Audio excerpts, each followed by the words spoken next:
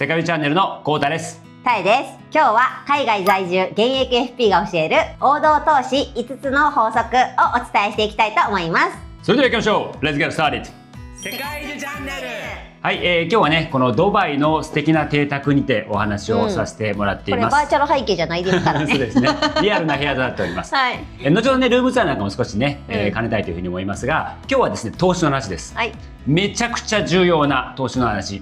でこの番組見られている方は、海外移住に興味があったり旅行に興味があったり世界と関わりたかったり、あるいは自分の夢がある方も多いと思います。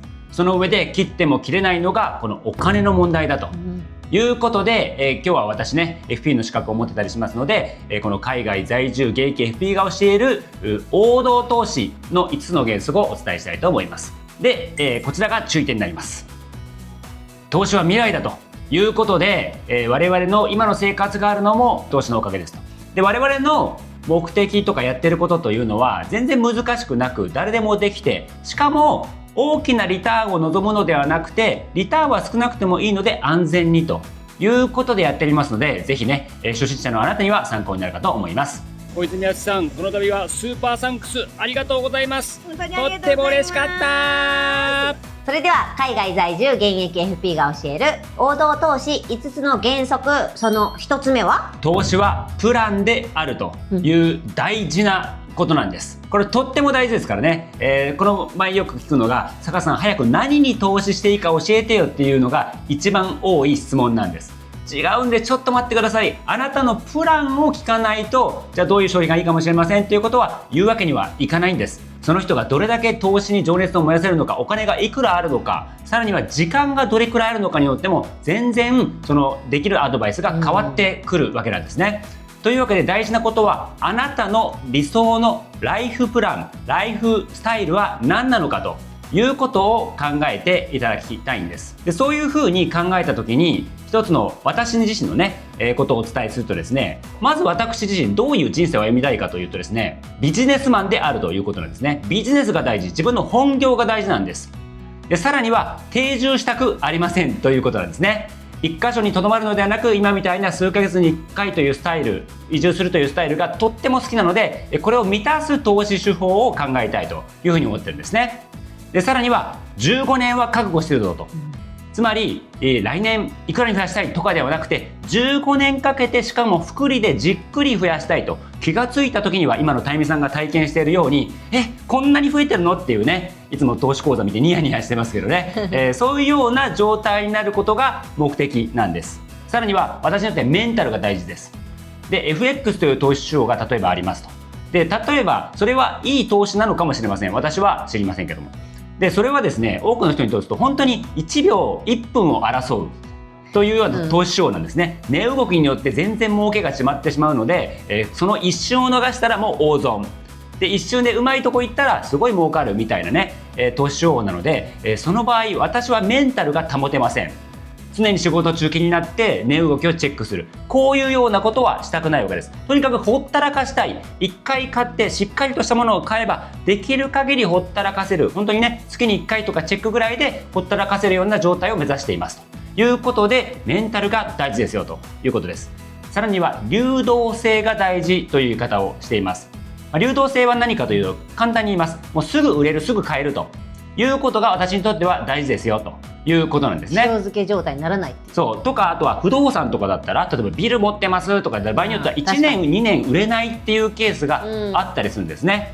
だからすぐ現金化、売りたい時に売れるよということが大事だと思っているので、そのような形で流動性を私は重視しています。であなたはどんなことを重視したいでしょうかということで、じゃあ私の場合は本業でビジネスマンであるので、本業で稼ぐ時間を使いたくない。さらには定住しないというふうに決めてるんで、不動産のような、信用っていうかね、この、借り入れですね、銀行借り入れをしたり、銀行借り入れする場合はその場に住んでいなければ借りれないというケースがあったりします。特に信用金庫さんとかとお付き合いする場合は、あるいは契約書だったり内見しなきゃいけないですね。不動産の場合は内見が私は難しいということで、これはなかなか厳しい投資手法だなというふうに思っていますということです。で15年覚悟するということは、長期的に見て収入が大事、長期的に見て、値上がりだったりとか、その投資における成果が大事というふうに考えています。でメンタル大事なのでボラティリティと言いますけれども、変動がどれだけするか。そうですね、値動きする可能性がどれくらいあるか、すごくもう値動きが激しいそういった投資手法なのか、あるいは安定して利回りは高くないけれどもそんなにリスクも少ないというものなのかというようなものなんですけど、この値動きは私は少なくていいんです。めちゃくちゃ儲かんなくていいです。その代わり安全性を高めたい、というふうに思っておりますので、このようなボラティリティと呼ばれるのは低くていいと。その代わり着実に増えていくようなものが望ましいということになります。で流動性大事というふうにお話ししているので、必要な時に資金を動かせるような投資対象がいいですよと、私にとってはですよ、私にとってはいいですよということで、じゃあこれらをもう踏まえると、例えば不動産であるとか日々値動きを気にしなきゃいけないデイトレーダーとか FX、 さっき言ったね FX 為替で、1円がどうだっていうようなね、もう何秒単位で考えなきゃいけないっていうのはやりたくない。仮想通貨も一緒ですね。仮想通貨すごいボラティリティ、値動きが激しいんです。私実は一部持ってますが、全資産のうち大体 5% ぐらいですね。 5% ぐらいはなくなってもいいお金として投資をしていますということで、こういったものはなかなか私の手法には合わないということで、私においてはこの金融投資と呼ばれる株であるとか債券であるとか、あるいは少しの外貨ですね、あんまりレバレッジをかけない外貨というのが私の持っている大きな資産となっておりますということで、あなたはぜひ考えていただきたい、どんなライフスタイルを過ごしたいのかというような質問です。でこれによって投資手法が決まってくる。でこれからお話しするのは、そういった株とか債券であるとか、多くの人が初心者でも始めやすい、そしてもちろんちゃんと踏まえなきゃいけませんが、リスクは考えなきゃいけませんが、安全性もある程度高いということをご紹介してまいりたいと思います。はい、人によって本当に違うので、これが完全正解っていうわけじゃないということを思いながら、人の数だけ投資手法があるということでね、その一例をご紹介したいと思います。はい、それでは海外在住現役 FP が教える王道投資5つの原則、その2つ目は時間とリターンは連動するという話です。これね、まず初心者の方、あまり投資に慣れてないことが絶対にやってはいけないことをまずはお伝えします。それは何かというと、一発逆転ということなんです。牛島くんね、これ大事なことなんでもう何度も言いますよ、もうこの少額のお金を、今ちょっとお金がないんで、なんとかこのお金で投資して5倍に増やしたい、10倍に増やしたい、もう一発逆転するんだこれで人生というのが一番危ないです、危ないです一番本当に危険なんで、私たちも何人もそういう人で失敗した例を見てきました。ギャンブルに近いですからね。お金がない時ほど安全性を重視したこの投資が大事です。でもし高いリターンが欲しいなら、しっかり勉強しましょうということなんです。勉強して場合によっては値動きを見る必要がありますということです。でどういうことかというと、例えば不動産ってめちゃくちゃ強力な投資手法なんです。これはもう間違いない、本当に間違いないんですが、もし本気で不動産投資したいっていうんであれば、ロバート清作さん言ってたんですけど、週末に15件から20件物件を見に来なさいって言ってるんですよ。できますかと。そう、毎週末見て、最低でも100件は見なさいというふうに言って、そのうち10件ぐらい買い付け申し込みをしてみて、で3件ぐらい書いて、その中で1つ選びなさいみたいなね、100、10、3、1ルールみたいなことをねおっしゃってますけども、それぐらい情熱を燃やさないと成功できないビジネスなんです。私の知り合いにも不動産投資家何人もいます。皆さん本当に物件に対して情熱を持たれていて、内見をね常に見ていて、内見をした後でシミュレーションをやってみてという形で、それを何百回も繰り返して1件買うみたいな、そういった世界なので、もし強力な投資法である不動産を使いたいんであれば、しっかりした勉強が必要ですよというお話です。どちらにしても時間かかるからね。そう、あるいはリターンの高いデイトレーダー、これテストさんとかシスさんっていうね、日本のトレーダーも何百億って持ってる方いらっしゃいますけども、これになりたいと思ったとしますと、でそれは全然構わないんですが、その代わり1日最低8時間パソコンの何台ものモニターの前に座って、値動きを観察して、これは動った、買うか買うまいか、これは下がった、買うか買うまいか、売るのかということを毎回判断しなければいけないということで、あなたは1日8時間画面の前にずっと張り付いて、しかもそれを10年続けられるでしょうかと。それぐらいの情熱があったら、もうデイトレはそれはやったらいいんじゃないでしょうかっていうふうにお勧めはできます。でも大抵私も含めてタイミさんも含めてそうじゃないですよね。そんな一つの投資対象に向けてもう全力で全てをもうかけるということはなかなか自分のライフスタイルあるいはやってるビジネス上難しいと思うんです。そういう場合はできればリターンが低くてもいいので安全性が高い、でも銀行預金よりははるかに増えていくというものをやることをお勧めいたしますということで、原則の2つ目は時間とリターンは連動するというお話でした。はい。タイミさんもこの5年ぐらいですかね。そうですね。4年ぐらいですかね。もうコツコツコツコツ、もう新NISA、後ほど解説新NISAを投資してきたので今増えているということなので、ぜひこの時間を味方にするということをやっていただければというふうに思います。はい。それでは海外在住現役 FP が教える王道投資5つの原則、その3つ目はプロが負けるのが投資であるという衝撃的なお話です皆さんもこういったね YouTube 見られてる方多いと思いますし、あるいは本読まれてる方多いと思いますし、プロのファンドマネージャーとかで聞いたりするじゃないですか。そうすると例えば YouTube で見てきたらこの人はプロなんだから間違いがないはずだっていうふうに思うじゃないですか。ところがですね、プロが負けるのが投資の世界です。ですからよくありがちな、特に素人がやってしまいがちなのはプロにお金を預けておけば安心だろうというふうに思うかもしれませんが、全くそんなことはないというのが事実なんですね。もうファクトなんです。ということでぜひ読んでいただきたい本がありまして、それがインデックス投資は勝者のゲームという本があります。でこれはどういう本かというと、単純にインデックス投資と呼ばれる、日経平均やアメリカ全体の株価などに投資した方が、プロが投資してこの株上がるんじゃないか上がらないんじゃないかっていうふうにプロがやるよりもよっぽどインデックス投資の方が勝ちますよというような教えなんです。長年のね。そう、特に15年というスパン、15年というスパンに区切っては9割以上のプロが負けるという衝撃的なデータですね。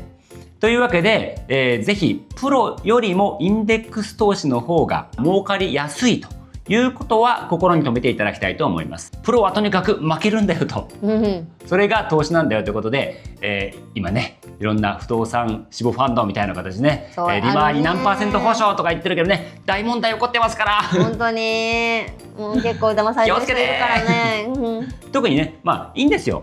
1億あって100万円200万円そういうところに投資するのは全然 OK。そうやな、自分の痛くない金額を投資するんやったら。だけど300万円しかないのに200万円をそこに突っ込んだら相当リスク高いですよと。全財産ね、入れるみたいなそういう意気込みの人たまにいたりとかするから、その絶対そういうのやめていうことは見ていただければと思います。はい、それでは海外在住現役 FP が教える王道投資5つの原則、その4つ目はコストが最重要ということをお伝えしたいと思います。我々が皆さんも含めて投資を見る際にどれだけその投資にコストがかかるのかということが非常に大事なんです。ですからどういうことかというと、先ほど9割の投資のプロが負けるというお話をしました。タミさん、なんでだと思いますか？売り買いやりすぎてるから。そうですね。それが元で何が起こるかというと、コストが跳ね上がるんです。手数料がいっぱい取られる。でコストの大きな、特に証券投資の大きな要因というのが、コストは税金、そして売買手数料になるわけなんです。ですから売り買いをすればするほどコストがかすんでくるんです。でコストがかさむとそれだけ儲けにくくなるんです。で先ほどプロに任せる投資というとですね、大体信託報酬と言われる、これ預けますんでそのプロの人が例えば 1% を取りますよというようなファンドがあったりするんですね。それは多いです。 1% だと低い場合があったりします。もっと 2% とかっていう。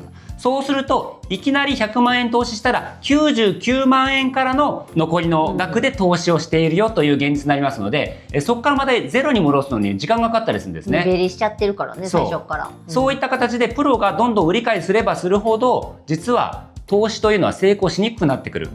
でさらに税金というのもかかってきます。で税金だとこの儲けた額に対しての税金は何%ですか？20？ そうですね、約 20%、さすがタイミさん。約 20% 儲けに対して、運用益に対して取られてしまいますので、売り買いをすればするほどそういった税金の額も上がってくるということで気をつけていただきたいなというふうに思います。その意味では後ほどお話しますけど、新NISA絶対やった方がいいです。そうですね。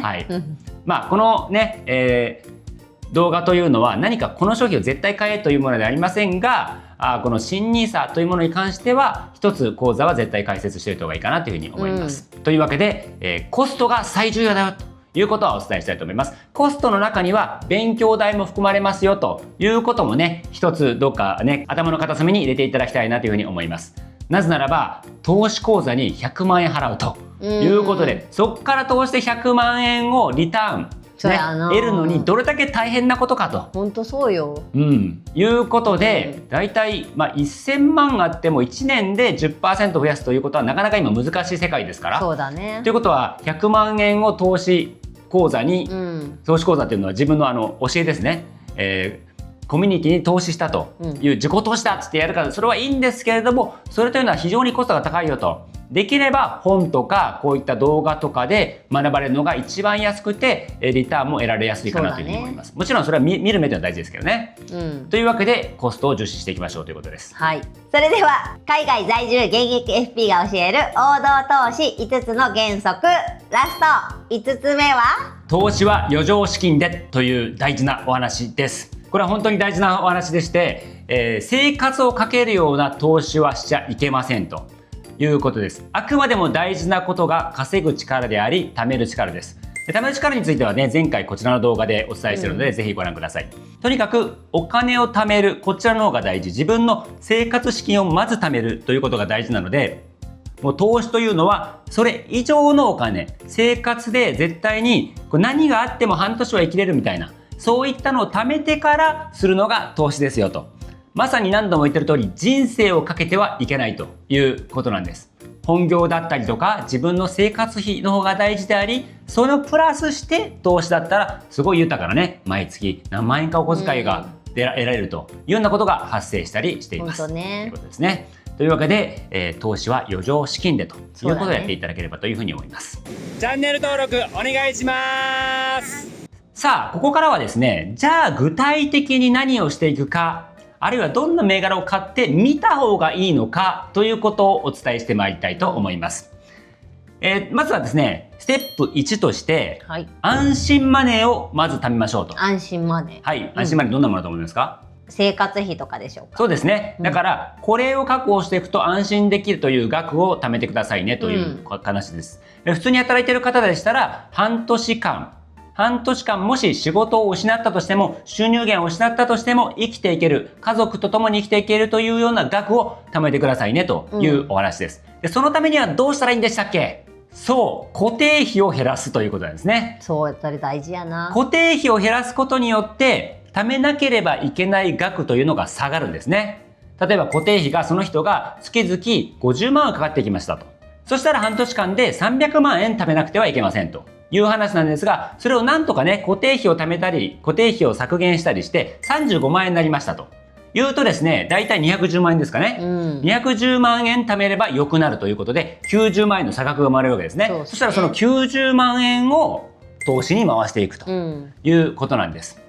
ぜひもう固定費削減というのをやっていただければというふうに思います。増やすことにさ、意識向いてる人はいっぱいおるけど、そういうさ、固定費削減するとか、使っている額を減らすとか、そっちの無駄をなくすってことにさ、フォーカスしてる人ってすごい少ない。みんなだから自分の現状を変えずに将来の自分を変えたいというふうに思ってるんで、それなかなか難しいことなので、どこをカットしてでどこは幸福のために、自分たちのために使っていくのかというのもしっかり確保しながらですよ。で、あるいは場合によってはプランを変更などをしながら、住宅ローンの借り換えなどをしながら、全く生活は変わらずにコストを下げていくこともできたりするので、本当に、そういったことをやっていきながら将来の自分にしっかり投資をしていくということをやっていただければというふうに思います。ネットの見直しだけでもだいぶ違うよね。そうですね、プランのね。あとは SIM カードであるとかね。SIM とか本当にそれだけでも絶対変わるのに、個人事業主の方は青色申告に変えるとかね、そういったことだけでも違ってくるなという、本当そうだよね。で、そして具体的にやるステップ2つ目ですね。2つ目は投資マネーを作るということですね。つまり生活資金を貯めました。そしたらそれ以降のお金は貯めちゃっていいわけです。投資用にね、投資用に貯めてください。場合によってはもうそこでね、積み立て NISA なんか始めちゃってくださいということです。で、それが2つ目。では3つ目いきます。証券口座の開設です。ぜひね、証券会社の口座を開設してくださいというふうに思います。おすすめはネット証券です。うん、もう圧倒的におすすめです。手数料が安いよね。4大証券と言われる店舗のあるところではそれだけコストがかかってくるので、売買手数料というのが非常に高い傾向にあります。一方ネット証券というのはそういった店舗がないので人を抱える必要がないので非常に安いコストで売買ができるということでおすすめです。さあその中でも大美さん、おすすめの証券口座2つあったかと思いますが何ですか？SBI 証券と楽天。はい、そうですね、SBI 証券と楽天ということで、これは両方持った方がいいですがどちらかだけでも結構です。とにかくこの2つが一番使いやすくて多くの人が使っていてトラブルも少なくて、で、売買手数料も安い、あるいは為替の手数料も安いということになりますので、この2つは解説しておくといいかなというふうに思います。SBI 証券とかさ、楽天まだ作ってない人はめっちゃチャンスだよね。めっちゃチャンスです。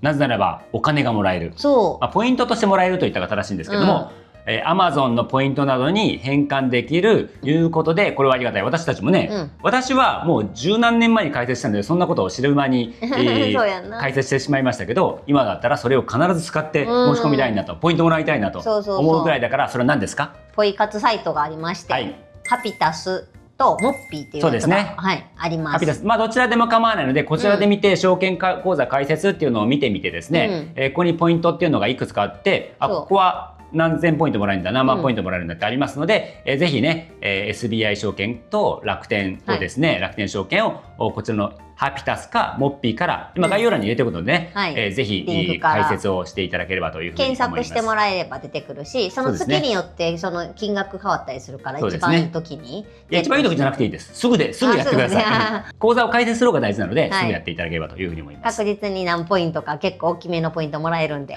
それだけでもいい。これは解説はマイナンバーカードさえあればですね、大体15分程度で解説というか申請ができて、その後審査があって1週間程度したら、もうこう使ってくださいという形で使えるようになるので、ぜひもうまずは口座開設ということをやっていただければというふうに思います。そしてじゃあ続いて4つ目のステップということで、新NISAの口座を開設してくださいということです。もう何はなくとも新NISA。いや本当にこれまだやってない人本当に多いんですよね。なんかすごい怖がってる人いるやん。ちょっとよく分からへんねんけどさ、なんで怖がってんのか。国が保証してんですからね。国がさ、なんかもううちらでみんなを養えないから。自分たちでお金貯めれるように税制っていうか税金取らずにしてあげるから、お金貯めてねって言ってくれてるっていうものって思ってもらうといいかな。国が貯蓄から投資へというのを推奨しているので、そのためにこの1800万という枠までは、投資枠までは税金が無料ですよとそんなことありえ言ってるので、普通は 20% 取られるんですね。私はですね、その一般口座にある株を最近売却しましたということで、300万ぐらい運用益が出たので、一般口座なので60万ぐらい取られたんですよ。もったいないね。その新NISAとかできる前の話なんで、これはもうしょうがないなと思って払ったんですけど、60万円ですよ、税金が。60万あったらどれだけの旅行ができたかみたいなね。本当だね。何ヶ月アジアで暮らせるのかみたいな、2人で2ヶ月は楽しく暮らせますからね。贅沢に暮らせちゃうね。というわけで税金というのは非常に実は儲ければ儲けるほど大きなものになってくる。これが3億円だったら6000万ですよ。20%。恐ろしいね。6000万家が1個買える、もう高級車何台も買えるというようなぐらい税金というのはたった 20% と思うかもしれませんが、もうでかい。言ったでしょ、コストが最重要。というわけで、もう政府がもう税金取りませんよって保証してくれてる口座なので、もうこれは必須というふうにお伝えしたいと思います。絶対もう本当にやった方がいいと思う。というわけで4つ目は新NISAの口座の開設ということです。最後ですね、5つ目は何かというと、ちょこっと投資してみましょうということです。もういきなりもう課題に投資してはいけません。バンと全部ね。本当にこれはもうなくなってもいいかなと呼ばれるお金、あなたのお金をぜひ投資してみてくださいということですね。で、大体おすすめはですね、おすすめというか、私だったらこうするなというようなお話をするとですね、もし全くの初心者で、生活費がなんとか貯まってこれから投資を貯めたいというふうな方だったとしたら、私が何をするかというと、その新NISAにまず10万円程度入れてみてですね、であるものを買ったりしますということで、どんなものを買うか私だったらというと、日経の ETF と呼ばれる、ETF は上場投資信託と呼ばれて、今の株価に連動した額なので、今が4万数千円ですね。4万数千円払えば、その1株みたいなものなんですけど、その4万数千円で日経全体が買えるというようなものなんで、それを買いますということで、これはですね、これからお話しすることは、儲けることが目的ではありません。何かというと、お金を使うことによる勉強なんです。どういうことかというと、お金を使うとですね、やってみた方はわかると思うんですが、異常に意識が投資に向かいますから。気になっちゃうもんね。自分買ったやつどうなったかなって、ね。そう。これは投資カラーバス効果と呼ばれています。このカラーバス効果って昔からあった言葉で、投資カラーバス効果は私が作ったものなんですけど、どういうことかというと、今ちょっと青いものあるじゃないですか。青いもの。ほら、あなたの周りも青いものってありますよね。青いろんなものが身の回りにあるじゃないですか。っていうと、青が急に気になったりしませんか？これまでね、あれ、ここにもあった、気にしてなかったの。そう、全く今まで意識なかったのに、気にしてなかったのに、そこが出るようになった。つまり意識を向けると、そういったものの対象が非常に興味を持って、自分のもう意識せずとも意識してしまうような状態になったりするので、これが目的なんですね。つまり投資にもっと勉強しようとか、もっと関心持とうというような一つになりますので、4万数千円投資した瞬間、あれどうなのかな、日本の今後はどうなるのかみたいなね。気になるみたいになりますね。あるいは今日の株価いくらかとか、トランプさんがこんなこと言ってるんで、もしかしたらこうなるんじゃないかみたいなね、予想ができたりとか、投資に今まで普通に見てたニュースがもう自分事として考えられるようになるということで、この投資カラーバス効果を使っていただきたい。だから日経 ETF だということと、もう一つは米ドル国債というのを買ったりします。アメリカドルである国債ですね。アメリカの国債です。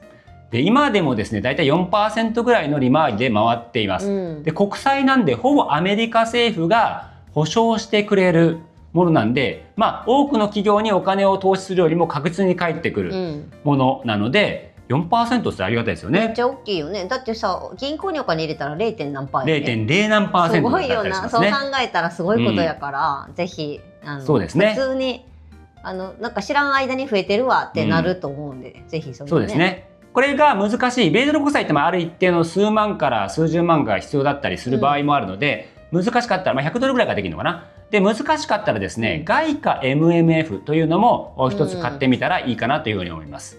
で、外貨 MMF というのはですね、安全性の高い債券を買ってですね、非常に今まで元本割れとかほとんどないような投資手法であり、そこからつまり外貨米ドルですね、米ドルだったら今3% 後半ぐらいかな、それが毎月口座に振り込んでくれるということで、めっちゃいいよね。これもありがたい話なんで、こんな形で投資のパワーをしていただきたい。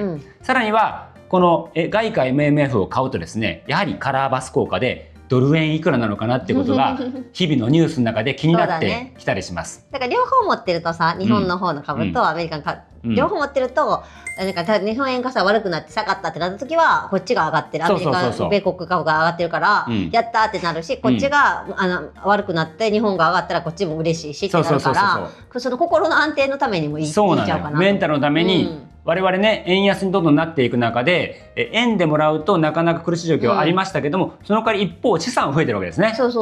円ベースでいうと、どんどん増えてるな増えてるなみたいな感じでね、証券会社見た時に株とかはむっちゃ増えるからね。というわけで、この米ドル国債または外貨 MMF というのを買って、私だったら買うなというふうに思います。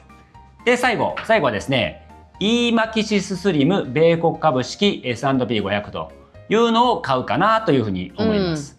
これはですね、100円から投資できて SP500 というね、アメリカの代表的な指数があるんですね。株価の指数があります。で、これがいろんな GAFA と呼ばれるものだったりとか、アメリカを代表した企業の株が連動して入っているというような、一括して入っている、つまりアメリカ丸ごとパックみたいなね、ような株価ですけど、これは100円から投資できるので、日本円でできますので、これをちょっと投資してみると。そうだね。で、これが何起こるかというと、アメリカの値動きがまた気になりだすと。そうだね。アメリカの企業、大きな企業の動きとかね、そういうの気になると。お、なんかテスラが下がって大丈夫かとかね、アップルが上がったぞ、これはどうなるのかみたいな感じでね、いろいろ注目していけるので、ぜひこれも少し持っておくと。このように少額を持っておくことによって、何度も言いますよ、儲けることが目的ではありませんと。自分の意識づけをすることが目的であると。これが最初のね、本当に第一歩。で、ここが本当に第一歩。とにかく、もう初心者は何買えとかじゃなくて、ここまでやっていただきたいとここまでまずやっていただいて、じゃあ本格的にってなったらどういったものがいいかなと、私だったら坂だったらどうするのかって言って、またね、この動画の評価が良かったらこれを続きを作りたいというふうに思っております。はい。本日はね、こういった私の海外在住現役 FP をしているオート投資5つの原則というのをお伝えしてきたわけですが、ちょっと夢も見ていただきたいというふうに思いまして、今ねドバイの素敵な邸宅、これ本当にバーチャル背景じゃないバーチャル背景じゃない本当に部屋のなんで、このルームツアールームツアーの動画をこれからお送りしたいと思いますので、見ていただきたいと思います。どうぞ。さあレッツゴー、入りましょう。Yeah, thank you. We love Dubai. Yeah. すごい豪華で。うわわー、すごい豪華。しかもあれはテラスあるんじゃん、テラス。テラス行こうよ。すごいやんこれ。わあ、すごい。これ夜すごそう。開けて開けて。開いてるわ。うわー、熱っ。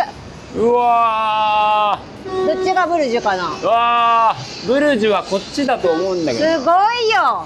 あるある、上。あ、これめっちゃ早い。これ邪魔。邪魔ですけど、ちょうど邪魔に。一応ブルジュビューです。これ物件価値下がったんやろな、これだって。ブルジュビューですよ。でも良かったですね。すごいな。めっちゃ豪華じゃないですか。これはすごいです。すごい。成功者の香りがします。ベッドルーム。オッケー。わーお。これベッドルーム。ベッドルームが2つあります。まず1、はい、1ベッド。1。ベッドルーム1。はい。素晴らしい。おお、ナイス。ね。で、あっちが多分ダブルやね。ハワイとはえらい違いやな。オッケー。同じぐらいの予算なのに。なあ。こっちがもう1個のお部屋です。ベッドルーム2。おお、こちらは我々ですかね。そうですね。ベッドは離れてるのに。でもどうかね、そうだね。後で決めましょう。でこれがシャワールーム。なるほど。すげえやん。ちょっと見て。バスタブありますよ。やったバスタブありますよって感動してるの俺たちだけだけどね。まあな。兄ちゃん毎日入れるから。俺ら入れない。めっちゃ豪華じゃない全部。これはいいな、全然いい。すごい。やったー。お風呂は2つあるよ。各部屋1つずつよ。こっちはシャワーのみ。風呂バスタブ入りたかったあっち。っていうか俺ら人呼んでここでパーティーできますね。いいな、パーティーしよう。オッケー、すごい豪華、めっちゃでかい冷蔵庫。オッケー。どこに行かれますか？ジム。はい、ジムとプールをちょっと館内ツアーとしてね行きたいと思います。P17 だっけ？いや、間違えた。P7 かな？ P7 やっけ？涼しいめっちゃ。館内空調がめちゃめちゃ効いてる。そうそうそう。だから何も部屋さ、あれしてなくてもさ、エアコンしてなくても涼しいもんね。これが館内空調が入ってきて。東南アジアとの違いだよ。東南アジア結構この公共スペースはすげえ暑かったりするんですよ。そう、ダクダクになるっていう。特にエレベーターとかエアコン効いてないとかも結構ある。あ、来た。ここだった。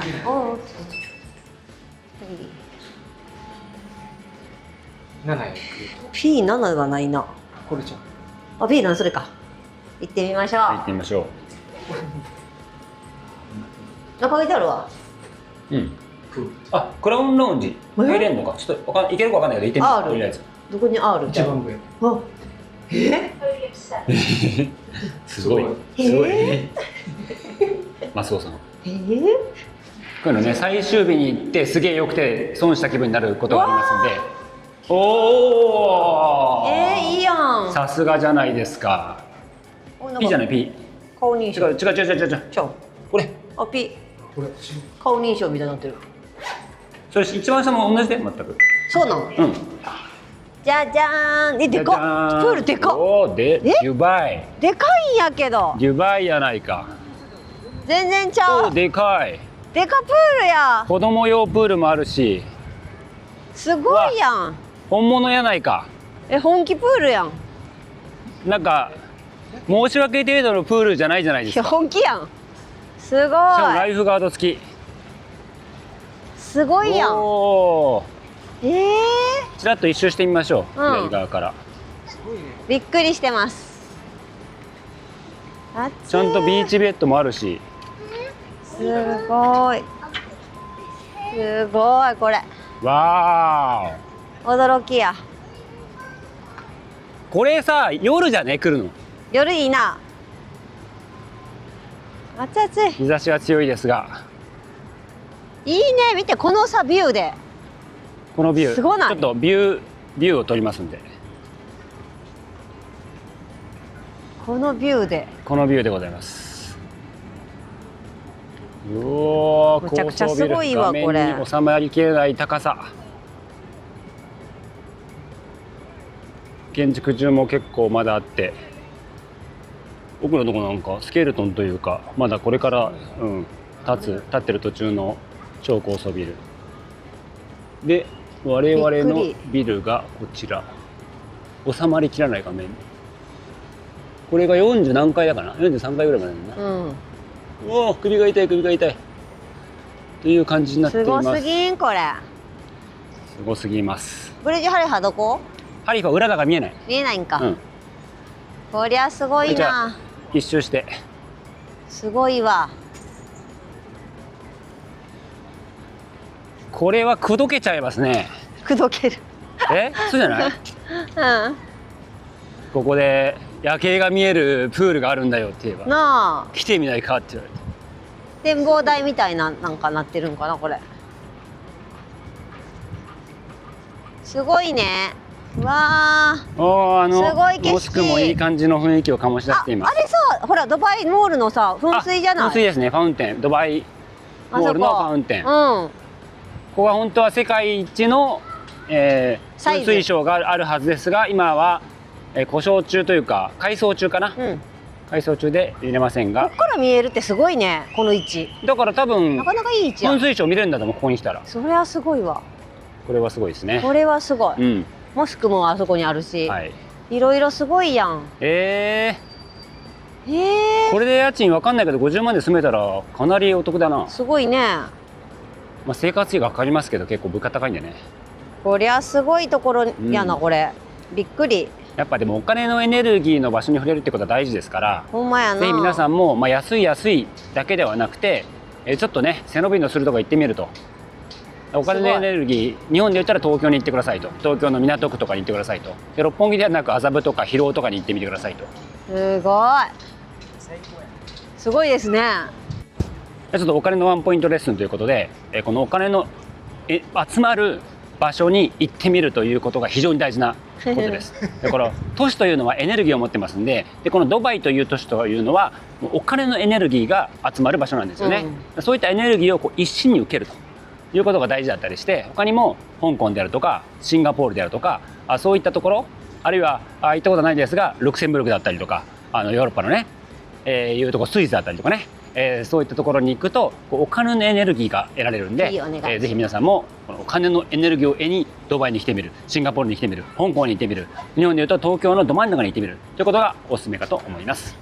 はい、続いて、プールから、ジムに行ってみたいと思います。右側にジムあって、こっちにマルチパーパスルームっていうのがあるらしい。多分祈りとか違う、なんかヨガやったりするんじゃないかな。では行きます。行ってます。うわ、設備もかなり充実。いいね。おお、これはいい感じですね。無料水も？水も無料みたいです。すごいちゃんとしてる。おお、相当。これはいいな。設備も相当完璧です。ガチやん。ガチ設備。これはすごい。こっちヨガスペースある。いいやん。こんな感じで。いい感じやね。できます。ヨガマットもあります。ヨガマットもちゃんとあってすごいな。これは。ちゃんとしてるな。これは家賃払う甲斐がある。整備がちゃんとしています、運営が。というわけでジムプールツアーになります。はい、いかがだったでしょうか。素敵な、邸宅ですよね。ここで住むのもありかなと思わせるぐらい素敵だったね。外はめちゃくちゃ暑くて嫌なんですけど、この間にいる限りは幸せに過ごせるということなんで、ぜひね、それもおすすめかなというふうに思います。はいはい。以上、本日は海外在住 FP が教える王道投資5つの原則をお伝えしました。この動画が良かったらぜひ高評価、チャンネル登録、そしてコメントお待ちしております。皆さんはどんな印象を持ちましたかね、どんな例えば投資をしていますかね、あるいはどんな理想のライフスタイルなんですかね、ぜひこれをアウトプットとして一緒に書いていただきたいんですね。そうするとそれを見ることによって別の方たちの学びになったり、気づきになったりするので、ぜひね、このコメント欄というのを気づきの連鎖の場にしていきたいというふうに思っているので、ぜひこのコメントをたくさんいただければというふうに思っております。はい、それではまた世界中で、今日はドバイからですけど、世界中でお会いしましょう。See you around the world! バイバイ。バイバイ。この動画をご覧いただきありがとうございます。コメント、高評価お願いします。ホームページ、メルマガ、X などやっております。詳しくは概要欄にて見てください。見てください。